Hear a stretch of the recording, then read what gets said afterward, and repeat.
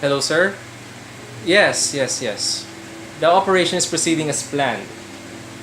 Yes, they'll be here shortly, sir. Oh, wait, they're here now. I'll call you back, sir.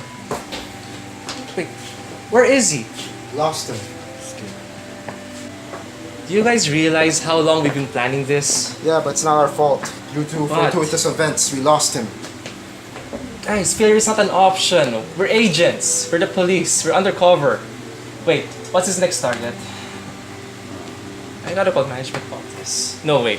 Let's not tell them just yet. We might be able to catch him still. It is sometime of a refinery. I think What company? His name is Easy Company. Easy Company. Oh, he's gonna target a refinery. So true, he is planting bombs every now and then. Refinery is an easy target. Okay, let's try to find out which one. How many refineries are there? In the Two? Paranaque area. Oh, okay. So based from what your information, I think his most likely target is the one with the most barrels. But do you guys have any idea how can we solve it? Which refinery he might target? We could solve it using semen. Semen, what's that? The Simplex Method, the linear part of the linear programming. Oh, okay. Yeah, okay. Can you guys teach me? Okay, Let's solve it together. Okay. Let's go over this again. Okay. So, Easy Company owns two refineries. Refinery 1 costs $20,000 per day to operate, and it can produce 400 barrels of high-grade oil, 300 barrels of medium-grade oil, and 200 barrels of low-grade oil each day. While Refinery 2 is newer and more modern, it costs $25,000 per day to operate, and it can produce 300 barrels of high-grade oil, 400 barrels of medium-grade oil, and 500 barrels of low-grade oil each day. The company has orders totaling 25,000 barrels of high-grade oil, 27,000 barrels of medium-grade oil, and 30,000 barrels of low-grade oil. How many days should it run each refinery to minimize its costs and still refine enough oil to meet its orders? So if we figure out how many barrels they produce per day, we can find out which refinery he will hit. nice job, guys. Okay, let's learn this. Come on.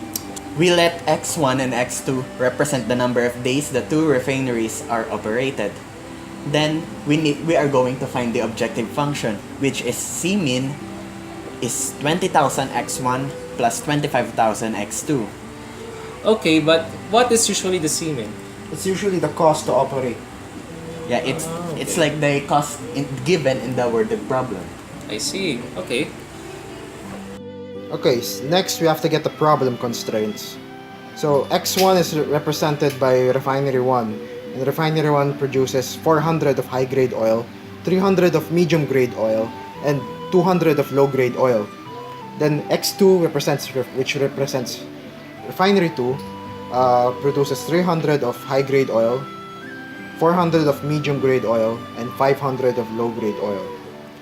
In totaling, the company produces 25,000 of high-grade oil, 27,000 of medium-grade oil, and 30,000 of low-grade oil. Then we put the non-negativity constraints, which is x sub 1, x sub 2 is greater than or equal to 0.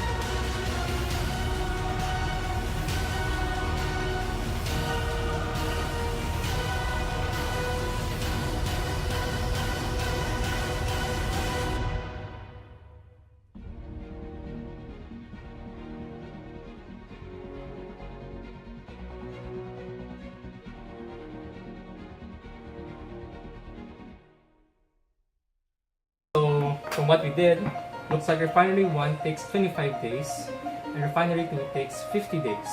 So if refinery 2 operates longer, Then, oh, he might strike there. yeah, because they create more barrels. Okay, let's go. Come on. So you ready? Yeah. Hey, wait. That guy looks familiar. Isn't that him? After him!